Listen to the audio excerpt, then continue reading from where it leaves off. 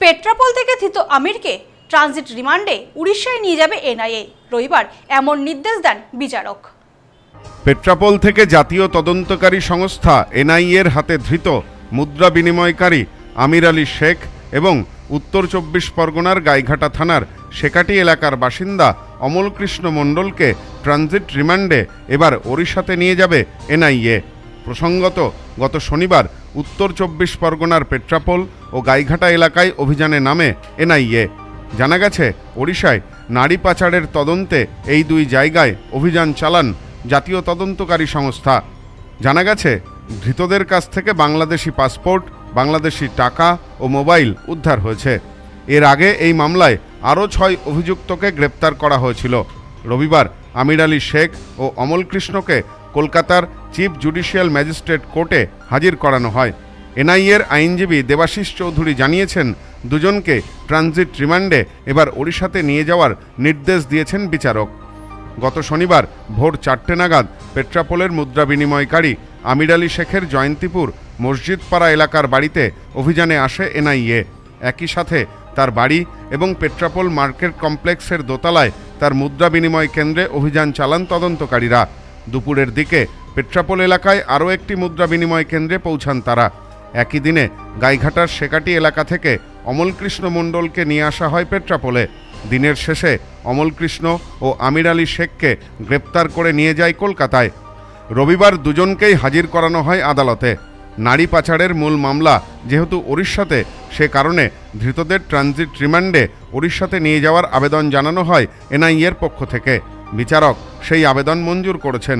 অভিযুক্তদের ওড়িশায় নিয়ে যাওয়ার নির্দেশ দিয়েছেন। Bureau report, news no man's land, Kolkata.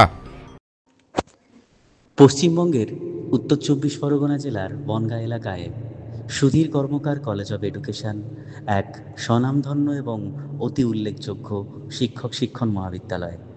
বর্তমান এই শিক্ষক মহাবিদ্যালয়ে নতুন শিক্ষাবর্ষে বিএড অ্যাডমিশান চলছে। তাই বিএড অ্যাডমিশান নেওয়ার বিষয়ে যে সমস্ত শিক্ষার্থীরা আগ্রহী, তারা অতি সত্বর কলেজের অফিসে এসে যোগাযোগ করবেন। আমাদের কলেজের ঠিকানা গোপালনগর, চরচালকি, বনগাঁ, উত্তর ২৪ পরগনা। পিন নম্বর ৭৪৩২৩৫। জানা গেছে, ধৃতদের কাছ থেকে বাংলাদেশি পাসপোর্ট, বাংলাদেশি টাকা ও মোবাইল উদ্ধার হয়েছে। এর আগে এই মামলায় আরও ৬ অভিযুক্তকে গ্রেপ্তার করা হয়েছিল। রবিবার আমির আলী শেখ ও অমল কৃষ্ণকে কলকাতার চিফ জুডিশিয়াল ম্যাজিস্ট্রেট কোর্টে হাজির করানো হয়। এনআইএর আইনজীবী দেবাশিস চৌধুরী জানিয়েছেন, দুজনকে ট্রানজিট রিমান্ডে এবার ওড়িশাতে নিয়ে যাওয়ার নির্দেশ দিয়েছেন বিচারক। গত শনিবার ভোর ৪টে নাগাদ পেট্রাপোলের মুদ্রা বিনিময়কারী আমির আলী শেখের জয়ন্তীপুর মসজিদপাড়া এলাকার বাড়িতে অভিযানে আসে এনআইএ। একই সাথে তার বাড়ি এবং পেট্রাপোল মার্কেট কমপ্লেক্সের দোতলায় তার মুদ্রা বিনিময় কেন্দ্রে অভিযান চালান তদন্তকারীরা।